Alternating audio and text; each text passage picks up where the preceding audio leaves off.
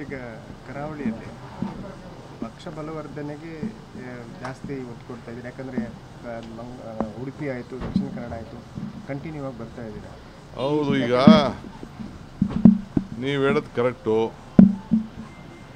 ಇಲ್ಲಿ ಕರಾವಳಿಯಲ್ಲಿ ಭಾಳ ಜನರ ಬದುಕು, ಭಾವನೆಗಿನ್ನ ಬದುಕು ಇಂಪಾರ್ಟೆಂಟು.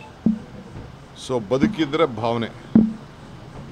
ಸೊ ನಾವು ಭಾವನೆ ಮೇಲೆ ರಾಜಕಾರಣ ಮಾಡೋದಕ್ಕಿಂತ ಬದುಕಿನ ಮೇಲೆ ರಾಜಕಾರಣ ಮಾಡಬೇಕು ಅಂತ ನಾವು ಕಾರ್ಯಕ್ರಮ.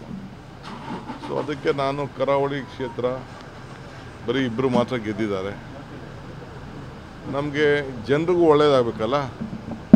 ಸೊ ಕರ್ನಾಟಕ ರಾಜ್ಯದಲ್ಲಿ ಒಂದು ಬಲಿಷ್ಠವಾದ ಸರ್ಕಾರ ಇದೆ, ಮುಂದಕ್ಕೂ ಕೂಡ ಸರ್ಕಾರ ಬರ್ತದೆ, ಅದಕ್ಕೇನು ಅನುಮಾನ ಬೇಡ. ಬಟ್ ಇಲ್ಲೂ ಕೂಡ ಪ್ರತಿನಿಧಿಗಳು ಬೇಕಲ್ಲ ನಮಗೆ.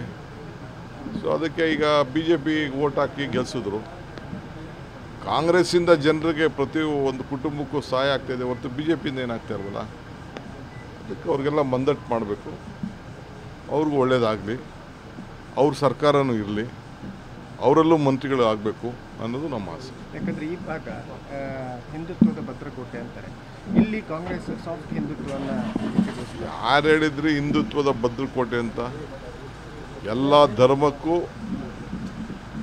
ಇದೊಂದು ಭದ್ರಕೋಟೆ.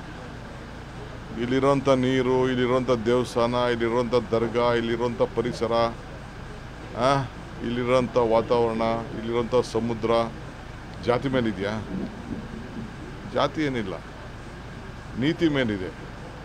ಇಲ್ಲಿರೋಂಥ ಶೈಕ್ಷಣಿಕ ಕ್ಷೇತ್ರ, ಇಲ್ಲಿರೋಂಥ ಬ್ಯಾಂಕ್ಗಳು, ಇಲ್ಲಿರೋಂಥ ಧಾರ್ಮಿಕ ಕ್ಷೇತ್ರಗಳು, ಎಲ್ಲಿದೆ? ಇದು ಎಲ್ಲರಿಗೂ ಇದೆ. ಇದೇನು ಬರೀ ಹಿಂದೂ ಅನ್ನೋದಿಲ್ಲ. ಕೆಲವ್ರು ಮಾತ್ರ ಹಿಂದೂ, ನಾವು ಮುಂದು ಅಂತಾರೆ. ನಾವು ಹಿಂದೂ, ಕ್ರೈಸ್ತರು, ಮುಸಲ್ಮಾನರು, ಸಿಖ್ರು, ಜೈನರು, ಒಕ್ಕಲಿಗರು, ಲಿಂಗಾಯತರು, ಬೇರೆ ಬೇರೆ ಬಿಲ್ಲವರು, ಎಲ್ಲ ಜನಾಂಗನೂ ನಾವು ಒಂದು ಅಂತೀವಿ ಅಷ್ಟೇ. ನಮಗೂ